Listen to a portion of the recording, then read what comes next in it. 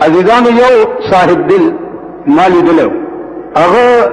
جومات ته چې زه ورننوتم نو په جومات کې لوی لوی کمرې وې او هغه کمرې کې کټونه پراته وې په بسترې پرتې وې نو ما دا خیال وکړو چې دا جوړ هسپتال دی پوښتنه مې وکړه چې دا هسپتال دی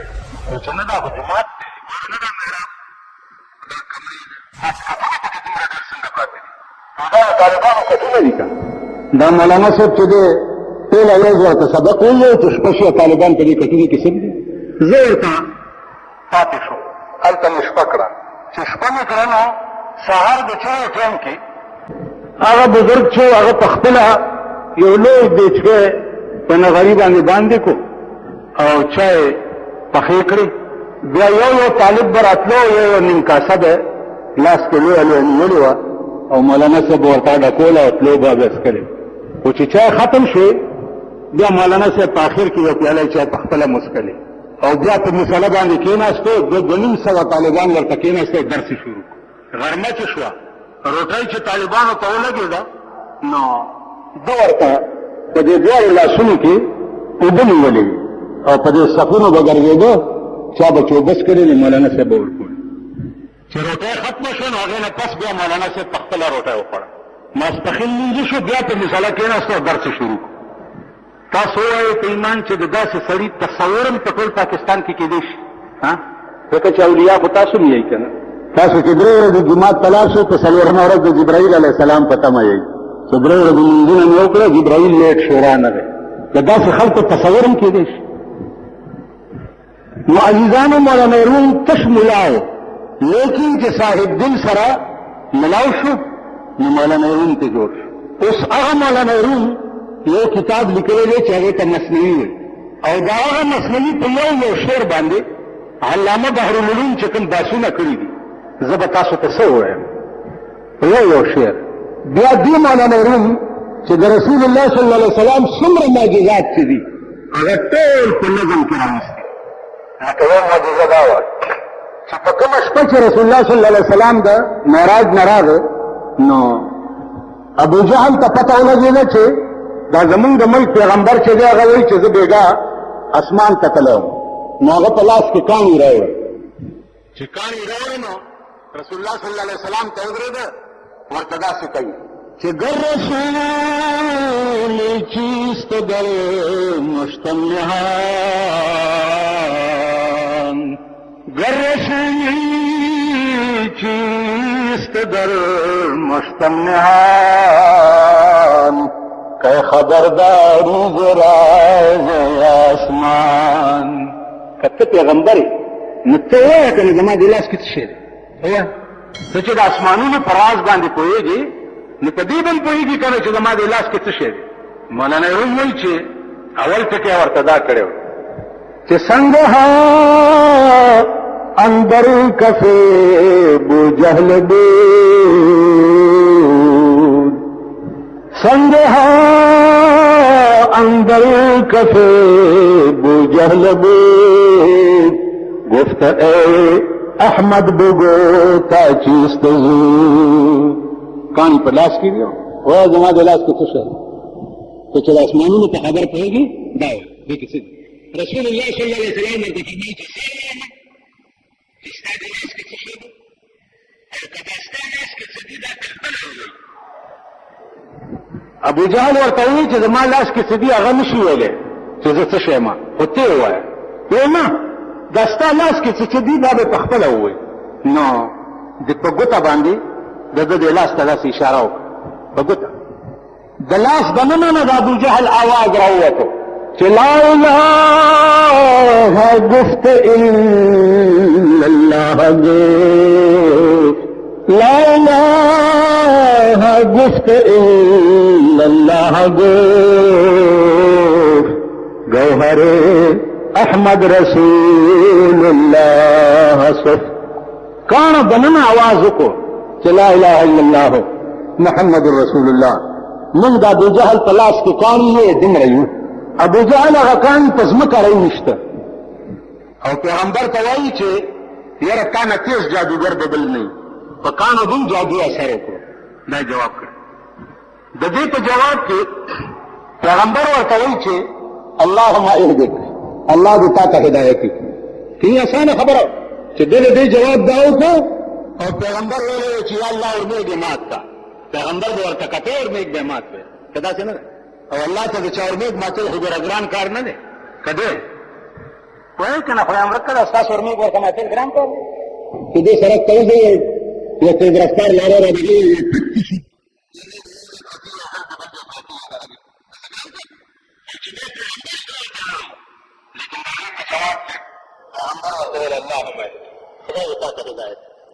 زما عزیزانو خسره په دین کې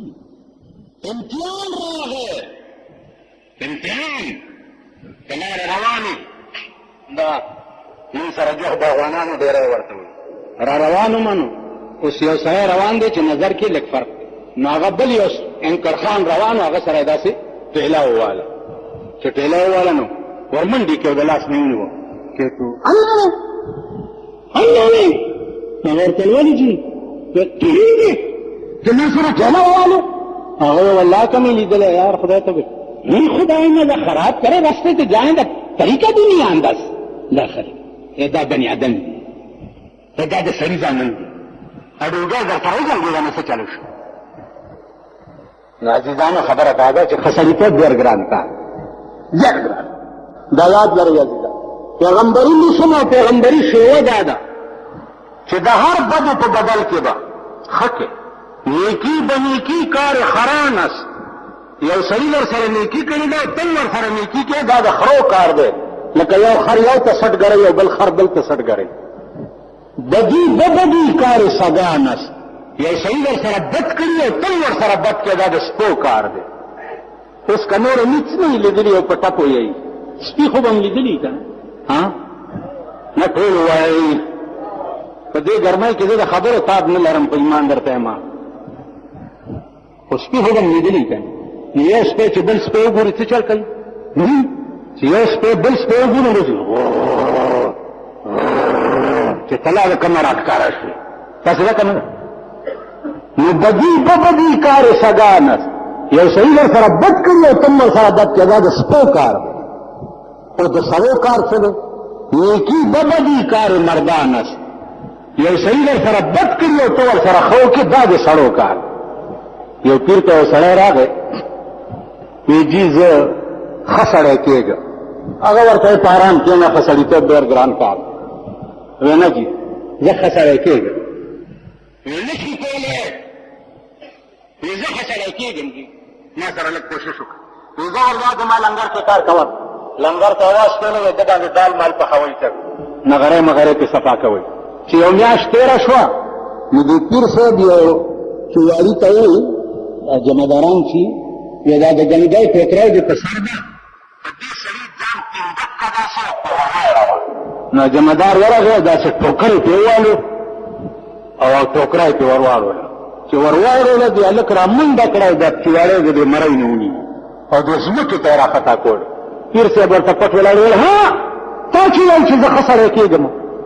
ښه سړی دې ته وایي چې خلک د مرۍ ونیسي ویل جي ګندګي را باندې واچوله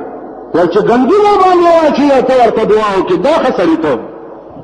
ای ښځې غلطي وشو زه ول کار کوه لنګر یو میاشت بیا تېره شوه پخوا به د اولیاو د چا د نفس اصلاح چې کوله نو داسې به یې کوله اوس له اولیا کوم ځای دي اولیا شته چېرته دا د ململ لوپټې به یې په سر کړي او هغه داسې ورته وایي دعا نه به مې نه وباسي ارام کښېنئ مړه خدای قرآن ته وګوره یو غل پولیس والاو نیولی و نو زمونږ یو استاذ دی هغه ته یې راوستو ویل جي ده ته لږ نصیحت وکړئ دی جیبونه پرې کوي هغه ورته ویل برادره جیب مه پرې کوئ ملا صاحب په ارام کښېنه چې دا تا او بل ته وګورم ځان راته کاکا صاحب ښکاره شي په ارام کښېنه تاسو ویل په جومات کې لږ جیبونه پرې کوئ بس هغه ویل زه دا تاندار ته بوځئ تاسو پوه شوئ نو بیا میاشت تېره شوه او چواري ته پیر صاحب وویلې چې نن بیا په ټوکری واړوه چې بیا په تیزدک ووالو ټوکری ته ور واړوله نو د دې هلک دومره اصلاح شوې وه چې ورپا نه شېدو چواري پسې خو د ناستې نه ورپسې غوسه وکړه نظر دې نه لګي پیر صاحب بیا ورته پټ ولاړو راوتلو تا چې ویل چې زه ښه سړی کېږم ښه سړی دې ته ښځې غلطي وشوه بیا به نه کېږي بیا پکې یو 2 میاشتې تېرې شوې. بیا پیر صاحب چواري ته وویل چې نن د دې ټولې علاقې ګندګي راټوله کا او ټوکره یې ډکه کا، په دې سره ورواړوه چې تر خپې پورې چې نه تېل د ګندګۍ نه لیت پیت شي. چوارې لاړې او ساده د ټولې علاقې ګندګي راوچته کړه او ټوکره یې ډکه ده او په دې هلک یې تینګه کوالو چې په دې سر یې ټوکره یې ورنسکوره کړه، تر خپې پورې ټول غل غل شو. نو دې هلک اوس ځان ته نه ګوري، رامنډه یې کړه، دا چواري خپه یې سب کړه. چې خپه یې سب کړه هغه ویلې ولې؟ ویل خیر دی که زه دې ګنده کړم خو تا په ما تینده کوالو چې چېرته ستا خپه خوږ شوي نه وي. وایي په ایمان وبه کوي داسې؟ که نه ملا د پیازه صاحب وبه کوي، زه بیا وکړم چې چواری د غلو ټوکری را باندې راغلی زه به هغه خپه سب کړم. داسې به وکوي؟ نو ځان ته ښه سړي مه وایي ماما په آرام کښېنې. په پاکستان کې لا ښه څوک دی. مونږ نواز شریف نه هم د ملا د پیازه صاحب ځای جوړ کړی و چې اولیا راغی، سر یې لوړ دی او مخ یې مرګمال کړی دی. اولیا هغه اولیا ویله نن وبال جان د ملک دپاره جوړ. اوس ته دې ته خیال کوه چې ته یې تقسیم کړي وي چې د مالګو منډۍ په جومات کې د احتساب کمیټۍ میټینګ به کېږي. انګریزۍ کې چټایي وي ما پسې راغلی وه چې د احتساب کمیټۍ میټینګ به په مالګو منډۍ جومات کې کېږي. دا علاوه نو ما ډیپټي کمشنر نه پوښتنه وکړه داسې چل دی؟ ویل دا اوت ورکوي اوت احتساب کمیټۍ راغله که خوند ورکوي تاسو به په ایماندارۍ خپل کار کوئ. وایي چې دا کومو خلکو داسې چټونه تللي دي هغه به د احتساب کېږي اول خو زمونږ احتساب په کار دی که نه. نو د بره نه بیا په سکریټریټ کې میټینګ و. څه چل دی هلکه؟ ویلې پروموشن میټینګ دی. پروموشن میټینګ دا مطلب دی چې څوک 16 ګریډ کی نو 17 ته به ځي، چې څوک 17 کی نو 18 ته به ځي، چې څوک 18 کی نو 19 ته به ځي، چې څوک 19 کی نو 20 ته به ځي. دا پروموشن میټینګ. نو غټه دپاره خو میټینګ کال شو چې ترقي والا ورکوي او د غریبې مور بچو دپاره په یو سکیل کې 1500 روپۍ تنخواه کې کټ که چې خزانه خالي ده. اندازه کوئ چې د معتبرو په کوم ملک کې دا حالي چې هغې دپاره پروموشن میټینګ کال کېږي او د یو ګریډ نه بل ګریډ ته اوس 18 نه چې 19 ته لاړ شي په هغه 10 لکه روپۍ خرچه نوره کېږي. بیا 19 نه چې 20 ته لاړ شي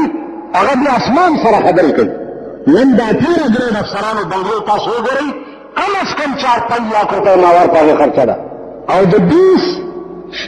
یعنې د 2000 او د 1800 ملازم کور ته مه ګورئ، د هغه خرچو ته مه ګورئ، د هغه بلبس ته مه ګورئ، هغه یې داسې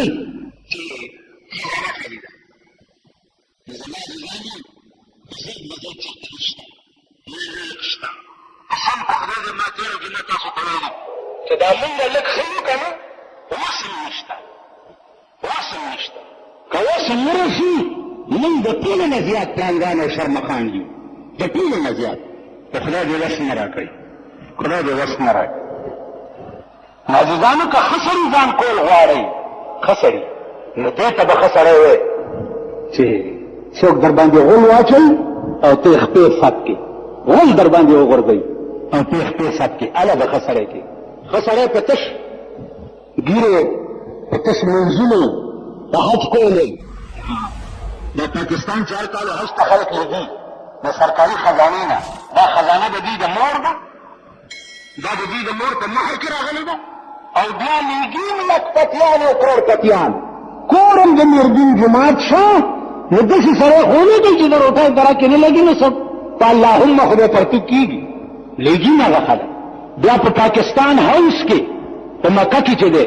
او په مدینه کې هلته سپیشل انتظامات ورته شوي نه خو لیدلي دي که دا پلیت چې هلته لاړ شي نو کعبه ورته آواز وکړي چې بکه طواف کعبه رفتن زهرم ندا برآمد چی بیرون خانه کردی که درون خانه آیی چی بیرون خانه کردی